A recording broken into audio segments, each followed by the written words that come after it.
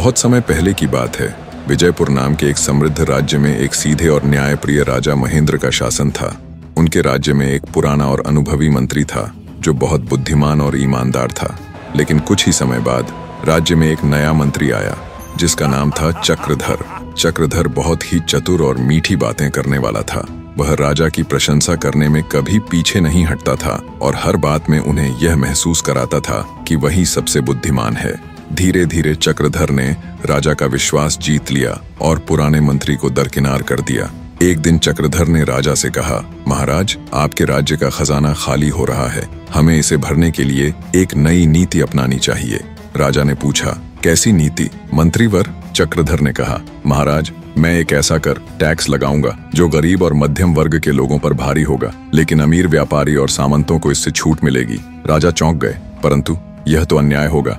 गरीबों पर बोझ डालना कैसे न्याय हो सकता है? चक्रधर ने मुस्कुराते हुए कहा, महाराज, यही तो मेरी कूटनीति है। अमीर व्यापारी तो राज्य को धन देते ही हैं, लेकिन गरीब और मध्यम वर्ग के लोग बड़ी संख्या में हैं। यदि उनसे थोड़ा थोड़ा भी लिया जाए तो खजाना भर जाएगा। इससे राज्य की आर्थिक स्थिति बहुत मजबूत होगी और फिर हम उसी धन का उपयोग गरीबों के कल्याण के लिए कर सकते हैं। राजा ने यह बात तर्कसंगत मान ली। उन्हें लगा कि यह दूरदर्शिता वाली योजना है। पुराने मंत्री ने राजा को चेतावनी दी, महाराज, यह नीतिमत्ता नहीं बल्कि विनाश की ओर पहला कदम है। आप उस पेड़ को सींच रहे हैं जिसकी जड़ें गल रही हैं। राज्य की शक्ति उसके गरीब और ईमानदार लोगों में होती है, न कि खजाने में भरे हुए सोने में। लेकिन राजा ने उनकी बात को अनसुना कर दिया और चक्रधर की योजना लागू कर दी। कुछ ही महीनों में राज्य का खजाना सोने चांदी से भर गया। राजा बहुत प्रसन्न हुए, लेकिन धीरे धीरे उन्हें अजीब सा महसूस होने लगा। बाजारों में चहल पहल कम हो गई। लोग उदास रहने लगे और उनके चेहरे पर मुस्कान नहीं थी।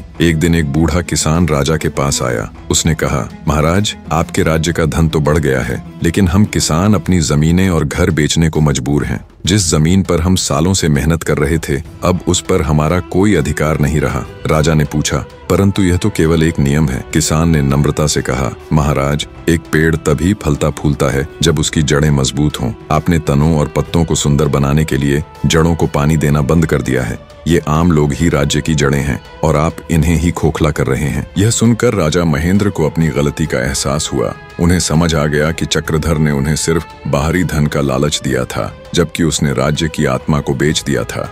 उन्होंने तुरंत चक्रधर को गिरफ्तार करवाया और पुराने मंत्री को सम्मान के साथ वापस बुलाकर सारी नीतियां बदल दी। उन्होंने यह सुनिश्चित किया कि राज्य की नींव यानी प्रजा हमेशा मजबूत रहे।